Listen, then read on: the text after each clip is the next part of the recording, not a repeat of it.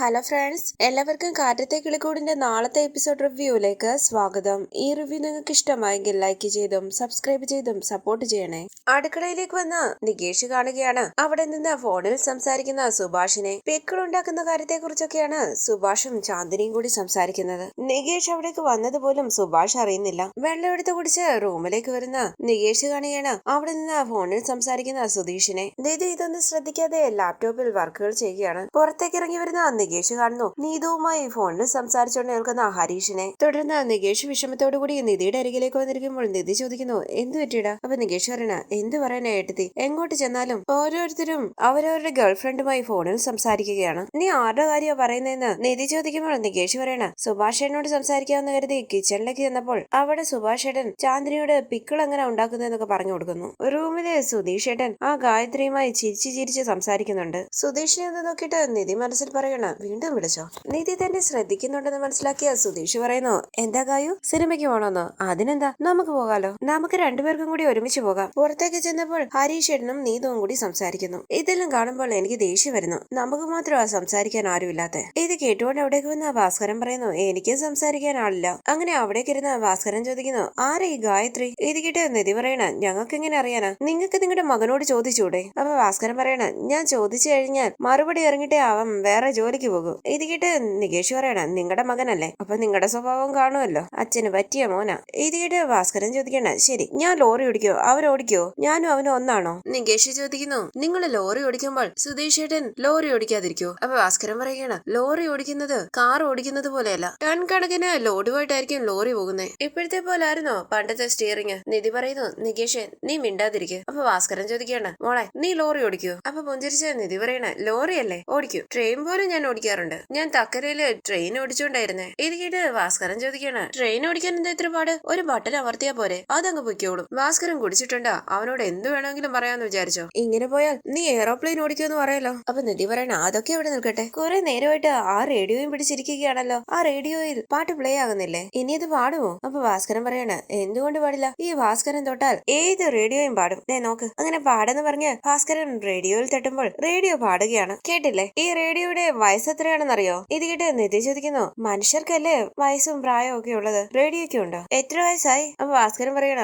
3 മാസം കഴിയുമ്പോൾ 28 വയസ്സ് കഴിഞ്ഞ് 29 വയസ്സാകും. അത്രയും വർഷങ്ങളായി ഞാൻ സൂക്ഷിച്ചു വെച്ചിരിക്കുന്നതാ. അപ്പൊ നിധി പറയണ, 3 മാസം കഴിഞ്ഞ് 29ാമത്തെ ബർത്ത്ഡേ വരട്ടെ, നമുക്ക് കേക്ക് ഒക്കെ കട്ട് ചെയ്ത് സെലിബ്രേറ്റ് ചെയ്യാം. ഇത് കേട്ട് ഭാസ്കരൻ ചോദിക്കുന്നു, നീ എന്താ തമാശ പറഞ്ഞതാണോ? ചിരിച്ചു, നല്ല പാട്ടാ കേൾക്കാൻ, അതുകൊണ്ട് ഞാൻ ഒന്നും പറയുന്നില്ല. അങ്ങനെ ഭാസ്കരൻ റേഡിയോയുമായി പുറത്തേക്ക് പോവുകയാണ്. നികേഷ് ചോദിക്കുന്നു, ഏട്ടത്തി വീട്ടിൽ എല്ലാവരും ഇങ്ങനെ ഫോണുമായിട്ടിരുന്നാൽ നമ്മൾ എന്ത് ചെയ്യും? എനിക്കും പെട്ടെന്നൊരു ഗേൾ ഫ്രണ്ടിനെ വേണോ ഏട്ടത്തി? എനിക്കും കൂടി ഗേൾ ഫ്രണ്ട് ആയി കഴിഞ്ഞാൽ പിന്നെ ഞാനും ബിസി ആകുമല്ലോ. ഏട്ടത്തി എന്ത് ചെയ്യും? ഏട്ടത്തിയുടെ കാര്യം ഓർക്കുമ്പോൾ എനിക്ക് പാവം തോന്നുകയാ. ഇത് കേട്ട് നിധി പറയുകയാണ്, തമാശക്ക് പറയുകയാണെന്ന് വിചാരിച്ചപ്പോൾ നീ കാര്യമായിട്ടാണോ പറഞ്ഞേ? അതെ ഏട്ടത്തിന്ന് നികേഷ് പറയുമ്പോൾ നിധി പറയുന്ന, പഠിച്ചുകൊണ്ടിരിക്കുന്ന നിനക്കെന്തിനാ ഗേൾ ഫ്രണ്ട് ഉള്ളവരൊക്കെ കഷ്ടപ്പെടുന്നത് നീ കാണുന്നതല്ലേ. ഒരു വഴക്കുണ്ടായാൽ പെണ്ണുങ്ങളൊക്കെ എങ്ങനെയൊക്കെ ദേഷ്യപ്പെടുമെന്നറിയോ? അവരെ സമാധാനിപ്പിക്കുക എന്നുള്ളത് തന്നെ വലിയ ജോലിയാ. ഇത് കേട്ട് നികേഷ് ചോദിക്കുന്നു, ഏട്ടത്തി ഒരു പെണ്ണായിട്ട് ഇങ്ങനെയൊക്കെ സംസാരിക്കുന്നത് ശരിയാണോ? അപ്പൊ നിധി പറയണ, അതുകൊണ്ടാ പറഞ്ഞത്, പെട്ട് കഴിഞ്ഞാൽ പിന്നെ രക്ഷപ്പെടാൻ പറ്റില്ല, അതുകൊണ്ട്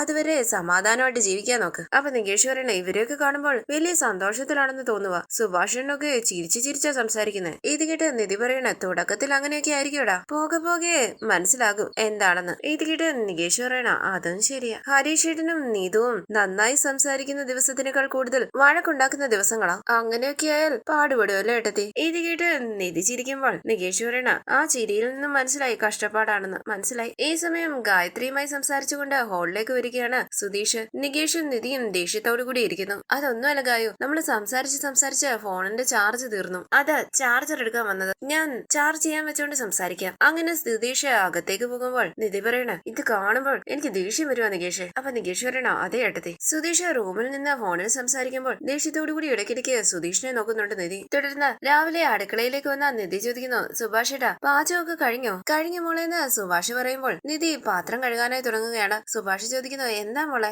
ഞാൻ കഴുകിക്കോളാം, അത് അവിടെ ഇട്ടേര്. അപ്പൊ നിധി പറയണ, ഇത് കഴുകി വെക്കാൻ എത്ര നേരം വേണം സുഭാഷേട്ടാ? അങ്ങനെ നിധി പാത്രങ്ങൾ കഴുകുകയാണ്. ഈ സമയം അവിടേക്ക് വന്ന സുധീഷ് കഴിച്ച പാത്രം സിങ്കിലേക്ക് വെക്കുമ്പോൾ നിധി പറയുകയാണ്, നികേഷ് നിന്നോട് ഞാൻ എന്താ പറഞ്ഞിട്ടുള്ളത്? എന്താ ഏട്ടത്തി എന്താ പറഞ്ഞിട്ടുള്ളതെന്ന് നികേഷ് ചോദിക്കുമ്പോൾ ആ പാത്രത്തിലേക്ക് നോക്കുകയാണ് നിധി. സോറി എന്ന് പറഞ്ഞ നികേഷ് പാത്രം എടുത്ത് കഴുകുകയാണ്. ഇത് കണ്ട് സുഭാഷ് സുഭാഷ് പറയണ നികേഷ് അത്ഭുതമായിട്ടുണ്ടല്ലോ. ഏട്ടത്തി പറഞ്ഞു അവരവർ കഴിച്ച പാത്രം അവരവർ തന്നെ കഴുകണമെന്ന്. അതുകൊണ്ടാ ഇത് കേട്ട് സുഭാഷ് പറയുന്നു നല്ല കാര്യം മോളെ, ഇത്ര നാളായിട്ടും ഇതൊന്നും പറയാൻ എനിക്ക് പോലും തോന്നിയില്ല. അപ്പൊ നിധി പറയണ സുഭാഷ് ഏട്ടാ ഇത്രയും നാളും എങ്ങനെ ആയിക്കോട്ടെ, ഇനിയും കുറച്ച് ജോലികളൊക്കെ ഇവർക്കും കൂടി കൊടുക്കണം. എന്നിട്ട് സുഭാഷ് ഏട്ടൻ കുറച്ച് സമയം ഫ്രീ ആയിട്ടിരിക്കണം. അപ്പൊ സുഭാഷ് പറയണ എന്നാലും പാവങ്ങളല്ലേ, ചെറിയ കുട്ടികളല്ലേ. ഇത് കേട്ട് നിധി ചോദിക്കണ ചെറിയ കുട്ടികളോ? ആര്? നികേഷ് മാത്രമാണ് ഇവിടെ പഠിച്ചുകൊണ്ടിരിക്കുന്നത്, ബാക്കി ആരും ചെറിയ കുട്ടികളല്ല. അവര് കഴിച്ച പാത്രം അവർ കഴുകുന്നതിൽ എന്ത് പ്രശ്നമുള്ളേ? സുഭാഷൻ എല്ലാവരെയും വഷളാക്കി വെച്ചിരിക്കുക. തുടർന്ന് നിധി എല്ലാവർക്കും ഉള്ള ലഞ്ച് എടുക്കാനായി വരികയാണ്. അപ്പൊ സുഭാഷ് പറയുന്നു എനിക്ക് വേണ്ട മോളെ.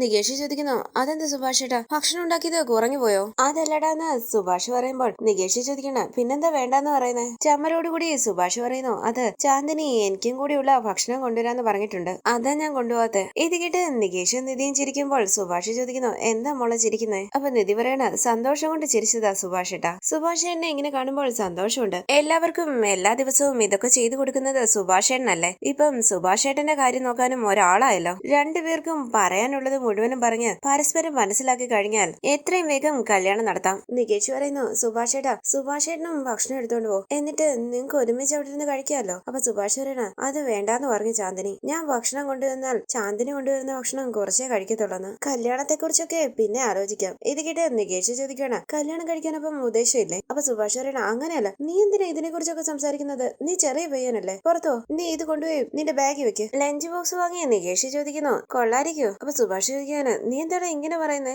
ഇത് കേട്ട് നികേഷ് പറയുന്നു സാധാരണ നമുക്ക് എല്ലാവർക്കും കൂടി വേണ്ടിയല്ലേ സുഭാഷ് ഏട്ടൻ ഉണ്ടാക്കുക, ഇന്ന് സുഭാഷ് ഏട്ടനുണ്ട് ഉണ്ടാക്കിയിട്ടില്ലല്ലോ, അതുകൊണ്ടാ ചോദിച്ചത്. അപ്പൊ സുഭാഷ് പറയണ ഇന്ന് നന്നായിട്ടാണ് ഞാൻ പാചകം ചെയ്തിരിക്കുന്നത്. ഈ സമയം സുഭാഷിന്റെ ഫോണിലേക്ക് ഒരു കോള് വരികയാണ്. ഫോൺ അറ്റൻഡ് ചെയ്ത് സംസാരിച്ചുകൊണ്ട് സുഭാഷ് പുറത്തേക്ക് പോകുന്നു. നികേഷ് പറയണ ഏട്ടത്തി സുഭാഷ് ഏട്ടൻ മാറിപ്പോയല്ലേ, ഇപ്പൊ എപ്പോഴും ബിസിയാ, ഫോണില് മെസ്സേജ് ഒക്കെ അയക്കുന്നു. ഈ വീട്ടില് ഫോണിൽ നോക്കാത്ത ഒരേ ഒരാൾ സുഭാഷ് ഏട്ടനായിരുന്നു. ഇപ്പം സുഭാഷ് ഏട്ടനും ഫോൺ കാണാൻ തുടങ്ങി. പുഞ്ചിരിച്ച നിധി പറയണ അതേടാ എനിക്ക് സുഭാഷ് ഏട്ടനെ ഇങ്ങനെ കാണാൻ ഒരുപാട് ഇഷ്ടപ്പെട്ടു. നികേഷ് പറയണ സുഭാഷ് ഏട്ടൻ സുനന്ദയെ കാണുമ്പോൾ ഇങ്ങനെ നാണിച്ചിട്ടില്ല, പക്ഷെ ചാന്ദിനി എന്നുള്ള പേര് കേട്ടാലേ സുഭാഷ് ഏട്ടൻ നാണം വരും. അവരെ ശരിക്കും പ്രേമിക്കുകയാണോ? നിധി ചോദിക്കുന്നു ശരിക്കുള്ള പ്രേമവും അല്ലാത്ത പ്രേമവും ഒക്കെ ഉണ്ടോ? അപ്പൊ നികേഷ് പറയണ ഒരാളെ ഇഷ്ടപ്പെട്ട് സംസാരിക്കുന്നതും പ്രേമിച്ച് സംസാരിക്കുന്നതും ഒക്കെ വേറെ രീതിയിലല്ലേ. ഇത് കേട്ട് നിധി ചോദിക്കണ അപ്പൊ സുനന്ദ സുഭാഷ് ഏട്ടനോട് ഇഷ്ടമുള്ളത് കൊണ്ടാണ് ഇവിടെ വന്നുകൊണ്ടിരുന്നത്, കല്യാണം കഴിക്കാനൊന്നും താല്പര്യമില്ലായിരുന്നെന്നാണോ? അപ്പൊ നികേഷ് പറയണ അവർക്ക് അങ്ങനെ ആഗ്രഹമൊക്കെ ഉണ്ടായിരുന്നു, പക്ഷെ ഒരു 50-50 പോസിബിലിറ്റി ഉള്ളെന്ന് സുഭാഷ് ഏട്ടനും അറിയായിരുന്നു. പക്ഷെ ചാന്ദിനിയുടെ കാര്യത്തിൽ അങ്ങനെയല്ലല്ലോ, എല്ലാം ഓക്കെ ആണല്ലോ. അവിടേക്ക് വന്ന സുഭാഷ് ചോദിക്കുന്നു എന്താ നിങ്ങൾ രണ്ടുപേരും ഇവിടെ നിൽക്കുന്നേ? നീ കോളേജിൽ പോകുന്നില്ലടാ? മൂക്ക് ഓഫീസിൽ പോകാൻ സമയമായി. അപ്പൊ നിധി പറയണ അതെ സുഭാഷ് ഏട്ടാ സംസാരിച്ചു എന്ന് പോയതാ, ഞങ്ങൾ ഇറങ്ങുക സുഭാഷ് ഏട്ടാ. നികേഷ് വാന്ന് പറഞ്ഞ് നികേഷിനെയും കൂട്ടി നിധി അവിടെ നിന്ന് പോവുകയാണ്. ബസ് സ്റ്റോപ്പിൽ ചെല്ലുമ്പോൾ ഗായത്രിയെയും സുധീഷിനെയും കാണാമല്ലോ എന്നോർത്ത് സ്കൂട്ടറിന്റെ കീ എടുക്കുകയാണ് നിധി. നികേഷ് ചോദിക്കുന്നു എന്താ ഏട്ടത്തി വണ്ടി എടുത്തോണ്ടാണോ പോകുന്നേ? അപ്പൊ നിധി പറയണ അതേടാ ആ ബസ് സ്റ്റോപ്പിലേക്ക് പോയാൽ ചില കാഴ്ചകളൊക്കെ കാണേണ്ടി വരും, അത് അവോയ്ഡ് ചെയ്യാൻ വേണ്ടി സ്കൂട്ടറിൽ പോകാന്ന് വിചാരിച്ചു. ഇത് കേട്ട് നികേഷ് പറയണ നല്ല ഐഡിയ, സൂക്ഷിച്ചു പോണേ ഏട്ടത്തി. അപ്പൊ നിധി പറയണ നമ്മൾ രണ്ടുപേരും കൂടി ഒരുമിച്ചാ പോകുന്നേ, നിന്നെ ഞാൻ ബസ് സ്റ്റോപ്പിലാക്കാം. ശരി ഏട്ടത്തി എന്ന് പറയണ നികേഷ്. തുടർന്ന് നിധി സ്കൂട്ടറിൽ നികേഷിനെയും കൂട്ടി ബസ് സ്റ്റോപ്പിലേക്ക് വരികയാണ്. അവിടെ നിൽക്കുന്ന ഗായത്രി അവരെ ശ്രദ്ധിക്കുന്നുണ്ട്. നിധി പറയുന്നു സമയമുണ്ടടാ, നിനക്ക് ബസ് വരുന്നത് വരെ ഞാൻ ഇവിടെ വെയിറ്റ് ചെയ്യാം. നികേഷ് പറയുന്നു ശരി ഏട്ടത്തി. ഗായത്രി മനസ്സിൽ പറയണ സുധീഷിനെ കാണുന്നില്ലല്ലോ. നികേഷും നിധിയും എക്സാമിന്റെ കാര്യമൊക്കെ സംസാരിച്ചു നിൽക്കുകയാണ്. നിധി ഇടയ്ക്കിടയ്ക്ക് ഗായത്രിയെ ശ്രദ്ധിക്കുന്നുണ്ട്. ഗായത്രിയും നിധിയെ ശ്രദ്ധിക്കുന്നു. അരികിലേക്ക് വന്ന ഗായത്രി ചോദിക്കുന്നു വന്നില്ലേ? നിധി ചോദിക്കുന്നു ആര്? അപ്പൊ ഗായത്രി പറയണ സുധീഷ് ഏട്ടൻ വന്നില്ലേ? ഞങ്ങളുടെ കൂടെ വന്നില്ല എന്ന് നികേഷ് പറയുമ്പോൾ ഗായത്രി പറയണ അല്ല എപ്പോഴും നിങ്ങളുടെ കൂടെയാണല്ലോ വരുന്നത്, അതുകൊണ്ടാ ചോദിച്ചേ. ഇത് കേട്ട് നിധി പറയണ ഫോൺ നമ്പർ കയ്യിലുണ്ടല്ലോ, വിളിച്ചു ചോദിക്ക്. ഗായത്രി പറയുന്നു ഫോൺ വിളിച്ച് ശല്യം ചെയ്യണ്ടെന്ന് വിചാരിച്ചു. അല്ല നിങ്ങള് സുധീഷിന്റെ ആരാ, ചേച്ചിയാണോ? അപ്പൊ നിധി പറയണ അല്ല അമ്മായിയാ. അപ്പൊ നികേഷ് പറയണ സുധീഷ് ഏട്ടൻ എപ്പോ വരുമെന്നൊന്നും ഞങ്ങൾക്ക് അറിയില്ല, വരുമ്പോ വരും. ശരി ഓക്കെ എന്ന് പറഞ്ഞ ഗായത്രി അങ്ങോട്ടേക്ക് മാറി നിൽക്കുകയാണ്. നിധി ചോദിക്കുന്നു നികേഷ് എന്നെ കാണാൻ സുധീഷിന്റെ ചേച്ചിയായിട്ടാണോ തോന്നുന്നേ? അപ്പൊ നികേഷ് പറയണ ഏട്ടത്തി ആ പെണ്ണിന് ശരിക്കും കണ്ണ് കാണത്തില്ല, സുധീഷ് ഏട്ടനെ കാണാൻ ഏട്ടത്തിയുടെ ചെറിയ പോലെയാ, അങ്ങനെയുള്ള ഒരാളെയാണ് ആ പെണ്ണ് നോക്കുന്നത്. അപ്പൊ അവളുടെ ടേസ്റ്റ് ഒന്ന് ആലോചിച്ചേ, ആ പെണ്ണ് പറയുന്നൊന്നും ഏട്ടത്തി വിശ്വസിക്കാൻ നിൽക്കരുത്. ദേഷ്യത്തോടു കൂടി ഗായത്രി എന്ന് നോക്കിയിട്ട് നിധി ചോദിക്കണം പിന്നെന്താടാ അവൾ എന്നോട് അങ്ങനെ ചോദിച്ചത്, സുധീഷിനെ കാണാൻ എന്നെക്കാട്ടിലും എങ്ങാട്ടി തോന്നുന്നു? അപ്പൊ നികേഷ് പറയണ നേരത്തെ കാണാൻ കൊള്ളായിരുന്നു, ഇപ്പം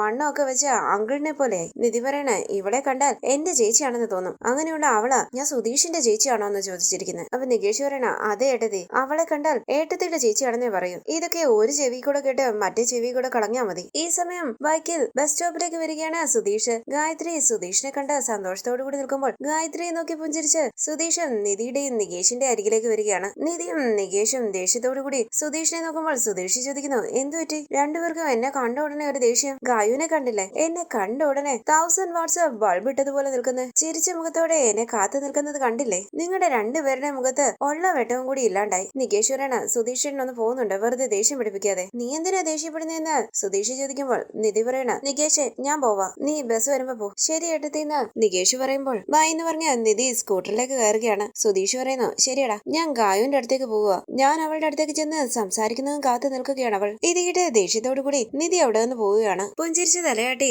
സുധീഷ് പറയണ, പോസസീവ് ആകുന്നുണ്ട്. ആവട്ടെ ആവട്ടെ. അപ്പൊ നികേഷ് പറയണ, നിങ്ങൾ ഈ ചെയ്യുന്നത് ഒട്ടും ശരിയല്ല. നികേഷിനെ ചേർത്ത് പിടിച്ചുകൊണ്ട് സുധീഷ് പറയുന്നു, നീ ചെറിയ പയ്യനല്ലേ, നിനക്ക് ഇതൊന്നും അറിയില്ല. എന്റെ പ്ലാനിങ് നിനക്ക് അറിയില്ല. നിധി എന്നിലേക്ക് അടുക്കാൻ വേണ്ടിയാണ് ഞാൻ ഗായത്രിയോട് ഇങ്ങനെയൊക്കെ സംസാരിക്കുന്നത്. അപ്പം നികേഷ് പറയണ, എന്തു പറഞ്ഞാലും ഇതൊന്നും ശരിയല്ല, ഒന്ന് പോടാ, ഞാൻ പോയി ഗായുവിനെ കാണട്ടെ എന്ന് പറഞ്ഞ് സുധീഷ് ഗായത്രിയുടെ അരികിലേക്ക് പോവുകയാണ്. തുടർന്ന് കോഫി കുടിച്ചുകൊണ്ട് പ്രോജക്ടിന്റെ കാര്യം സംസാരിക്കുകയാണ് നിധിയും ദിവ്യയും. അവിടേക്ക് വന്ന സിദ്ധാർത്ഥ് അവർക്ക് സ്വീറ്റ്സ് കൊടുക്കുകയാണ്. എന്തിനാ സ്വീറ്റ്സ് എന്ന് ദിവ്യ ചോദിക്കുമ്പോൾ സിദ്ധാർത്ഥ് പറയാണ്, നിധിയെ എൻകറേജ് ചെയ്യാൻ വേണ്ടിയാ. നീ നോക്ക് നിധി, നിധിയുടെ പ്രസന്റേഷൻ സൂപ്പർ ആയിരുന്നു, നന്നായിട്ട് എക്സ്പ്ലെയിൻ ചെയ്തു. ക്ലയന്റ് എല്ലാവരും ഇംപ്രസ് ആയി. ഇന്നലെ നിധി എന്റെ അടുത്ത് എക്സ്പ്ലെയിൻ ചെയ്ത് പറഞ്ഞപ്പോൾ ഇത്രയും നന്നായി പ്രസന്റേഷൻ ചെയ്യുമെന്ന് ഞാൻ വിചാരിച്ചില്ല. ആദ്യമായിട്ട് നിധി പ്രസന്റേഷൻ ചെയ്യുകയാണെന്നുള്ള ഫീല് പോലും എനിക്കില്ലായിരുന്നു. അത്രയ്ക്ക് നന്നായിരുന്നു. കൺഗ്രാറ്റ്സ് എന്ന് പറഞ്ഞ നിധിക്ക് കൈ കൊടുക്കുകയാണ് സിദ്ധാർത്ഥ്. നിധി പറയുന്നു, താങ്ക് യു സിദ്ധാർത്ഥ്, ഇങ്ങനെയൊക്കെ പ്രസന്റേഷൻ നടത്തണം എന്നുള്ളത് എന്റെ ഡ്രീം ആയിരുന്നു. ക്ലയന്റിന് എന്താ ഇഷ്ടപ്പെട്ടു എന്നറിയുമ്പോൾ എനിക്ക് വലിയ സന്തോഷമുണ്ട്. സിദ്ധാർത്ഥ് പറയുന്നു, നന്നായി പ്രസന്റേഷൻ ചെയ്തത്, ഞാൻ കാര്യമായിട്ടാ പറഞ്ഞു. ഇത് കേട്ട് നിധി പറയണ, താങ്ക് യു സിദ്ധാർത്ഥ്. സിദ്ധാർത്ഥ് അല്ലേ എന്നെ വിശ്വസിച്ച് ഈ പ്രോജക്ട് എന്നെ ഏൽപ്പിച്ചത്, അപ്പം സിദ്ധാർത്ഥിനോട് വേണം ഞാൻ താങ്ക്സ് പറയാൻ. സിദ്ധാർത്ഥ് പറയണം, താങ്ക്സ് ഒന്നും പറഞ്ഞ രക്ഷപ്പെടാന്ന് വിചാരിക്കണ്ട, ഇതിന് ട്രീറ്റ് വേണം. അപ്പൊ നിധി പറയണ, ട്രീറ്റോ? അതിനെന്താ? സിദ്ധാർത്ഥ് ചോദിക്കുന്നത്, എപ്പോ? ശമ്പളം കിട്ടിയതിന് ശേഷമല്ലേ? നോക്ക് നിധി ട്രീറ്റ് തരുമ്പോ തന്നാ മതി. ഇത് നമുക്ക് സെലിബ്രേറ്റ് ചെയ്യണം. ഈവനിങ് നമുക്കൊന്ന് പുറത്തു പോയാലോ? 5 മണിക്ക് ഇറങ്ങിയാൽ 5:45 ആകുമ്പോഴത്തേക്കും നമുക്ക് അവിടെ എത്താം. ഒരു നല്ല സ്ഥലമുണ്ട്. എന്ത് പറയുന്നു? ഇത് എന്റെ ട്രീറ്റ് ആണ്. ഇത് കേട്ട് ദിവ്യ ഒന്ന് നോക്കിയിട്ട് നിധി പറയുന്നു, ഇല്ല സിദ്ധാർത്ഥ്, എനിക്ക് കുറച്ച് ജോലിയുണ്ട്, നേരത്തെ വീട്ടിൽ പോയേ പറ്റൂ. ഇത് കേട്ട് സിദ്ധാർത്ഥ് പറയുന്നു, ഓക്കെ, അപ്പം നമുക്ക് മറ്റൊരു ദിവസം പോകാം, നോ വറീസ്. ഓക്കെ എന്ന് നിധി പറയുമ്പോൾ സിദ്ധാർത്ഥ് അവിടെ നിന്ന് പോവുകയാണ്. ദിവ്യ ചോദിക്കുന്നു, നിധി എന്താ ഇവിടെ നടക്കുന്നത്? ലോങ് ഡ്രൈവ്, ട്രീറ്റ്, അടുത്തെന്താ ഡിന്നർ, ഡേറ്റിംഗ്, അങ്ങനെയല്ലേ? അപ്പൊ നിധി പറയണ, ചുമ്മാ പറയല്ലേ ദിവ്യ, പ്രസന്റേഷൻ നന്നായി ചെയ്തതുകൊണ്ട് ഒരു ട്രീറ്റ് ചെയ്യാന്നല്ലേ സിദ്ധാർത്ഥ് പറഞ്ഞുള്ളൂ. അപ്പൊ ദിവ്യ പറയണ, ഞാനും ക്ലയൻസിന് മുന്നിൽ പ്രസന്റേഷൻ നടത്താറുണ്ടല്ലോ, എനിക്കാരും ട്രീറ്റ് ചെയ്യാറില്ല. അപ്പൊ നിധി പറയണ, സിദ്ധാർത്ഥിന് ഞാൻ ചെയ്ത പ്രോജക്റ്റ് ഒരുപാട് ഇഷ്ടപ്പെട്ടു കാണും, അതുകൊണ്ടായിരിക്കും അങ്ങനെ പറഞ്ഞേ. അപ്പൊ ദിവ്യ പറയണ, നിധിയെ സ്പെഷ്യൽ ആയിട്ട് കെയർ ചെയ്യുന്നുണ്ട് സിദ്ധാർത്ഥ്. അപ്പൊ നിധി പറയണ, അങ്ങനെയൊന്നുമില്ല, എനിക്ക് കുറച്ച് ജോലിയുണ്ട്. ദിവ്യ കോഫി കുടിച്ചിട്ട് വന്ന് പറഞ്ഞ് നിധി ഓഫീസിലേക്ക് പോവുകയാണ്. ഈ സീരിയലിന്റെ കൂടുതൽ വീഡിയോസിനായി ചാനൽ സബ്സ്ക്രൈബ് ചെയ്ത് സപ്പോർട്ട് ചെയ്യണേ. Thank you.